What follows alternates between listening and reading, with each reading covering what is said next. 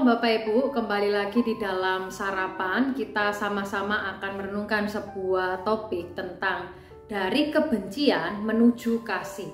Terambil dari Lukas 6 ayat yang ke-27 sampai dengan 31. Tapi saya hanya membacakan ayat yang ke-27 dan 31 saja Bapak Ibu. Tetapi kepada kamu yang mendengarkan aku berkata, kasihilah musuhmu, berbuat baik kepada orang yang membenci kamu, dan sebagaimana kamu kehendaki supaya orang perbuat kepadamu, perbuatlah juga demikian kepada mereka. Mari bersama kita berdoa Bapak Ibu. Tuhan, kami bersyukur untuk malam yang indah yang boleh kami nikmati di dalam istirahat ini. Dan terima kasih kami boleh bangun, boleh menghirup udara segar yang Tuhan berikan kepada kami. Saat ini kami bersama akan membekali kehidupan kami dengan firman-Mu. Dan kiranya Tuhan boleh berbicara kepada kami, Tuhan boleh menegur sapa kami untuk kami bisa diberikan bekal untuk menapaki kehidupan sepanjang satu hari ini. Terima kasih ya Tuhan, di dalam nama Tuhan Yesus kami berdoa. Amin. Nah Bapak Ibu, jabat tangan itu mengandung sejuta makna. Contohnya dari topik kita, dari kebencian menuju kasih. Sepanjang saat ini Bapak Ibu, saya melihat bahwa ketika kita bertengkar atau berselisih paham gitu ya dengan orang lain, entah teman kita, entah rekan di pekerjaan, itu kalau disuruh minta maaf, kita masih bisa ya. Kita menurunkan gengsi itu masih bisa Bapak Ibu. Ternyata juga saya melihat hal itu ketika salah paham juga dengan jemaat. Kita masih bisa berbicara dengan halus ya. Di luar pencitraan diri ataupun kita juga sedang belajar untuk menumbuhkan karakter kita. Saya yakin dengan orang lain kita akan lebih bisa untuk minta maaf ketimbang kita ini merendahkan harga diri kita, mengasihi sesama kita kepada saudara kita.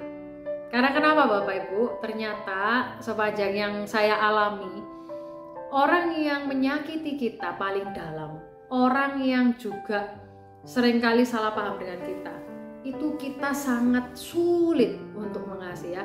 Terhadap keluarga kita, saya melihat bahwa terhadap saudara atau terhadap mama saya aja loh Bapak Ibu ya. Kenapa saya memikirkan bahwa kepada orang lain saya bisa untuk meminta maaf, tapi terkadang kepada mama sendiri kita ini agak sulit.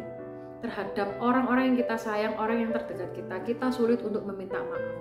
Karena mereka lah orang-orang yang sejatinya kita berasumsi, mereka seharusnya tahu kebiasaan kita, mereka seharusnya ngerti ini harus bagaimana dan bagaimana itu terjadi, mereka seharusnya sudah paham.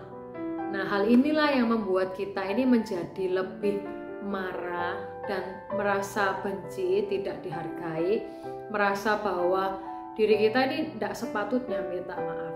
Nah Bapak Ibu, kalau kita mengingat masa kecil dulu ketika kita maaf-maafan dengan saudara kita atau dengan teman-teman kita kan selalu ada seperti janji gitu ya. Yo maaf ya, saling maaf. Kalau enggak gitu, kita kan jabatan tangan, minta maaf.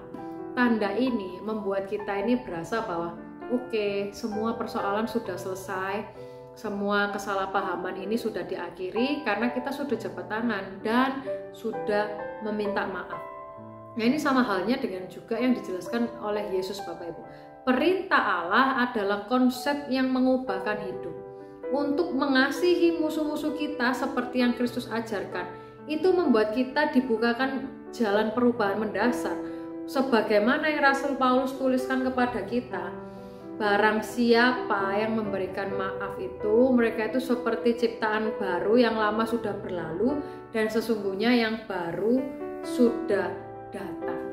Nah, ketika para pengikut Kristus juga memiliki kemurahan hati untuk memaafkan, ketika para pengikut Yesus juga mengalami sesuatu yang tidak mengenakan, mengalami kebencian, pelecehan, dan keegoisan orang lain, tetapi mereka yang bisa mengampuni, yang bisa mengasihi, kita adalah orang-orang yang telah menunjukkan identitas kita ini sebagai anak-anak Bapa Surgawi yang menunjukkan belas kasihan kepada mereka. Nah Bapak Ibu, sejauh apa, sebesar apa harga diri kita? Sejauh apa juga kita akan melepaskan pengampunan bagi mereka yang telah melukai kita?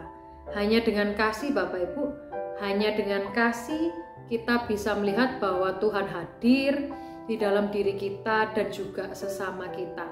Sehingga ketika kita mengalami suatu kebencian, suatu kesalahpahaman, sesuatu hal yang menyakitkan di dalam kehidupan kita, kita ini bisa mengubah kebencian kita itu menjadi kasih dari Kristus, supaya mereka yang boleh mengalaminya juga melihat Kristus di dalam wajah, perkataan, dan belas kasihan hati kita. Nah, kiranya kita juga boleh memiliki hati seperti Kristus yang melepaskan pengampunan bagi kita, orang yang tidak layak untuk diampuni. Mari kita berdoa. Puji dan syukur ya Tuhan Yesus untuk setiap anugerah pengampunan yang Tuhan berikan bagi kami. Kami orang-orang yang tidak layak yang Tuhan pakai dan Tuhan panggil untuk memperluas kerajaan Allah-Mu. Dan kami berdoa kiranya kami juga boleh mencerminkan kasih-Mu, boleh meneladan Engkau di dalam setiap tindak tanduk kami. Berkati sepanjang hari ini Tuhan, karena kami sungguh benar-benar membutuhkan pertolongan Tuhan untuk bisa berdiri tegak, untuk memiliki pahu yang kuat dan memiliki berbagai pandangan prinsip yang betul di dalam Engkau.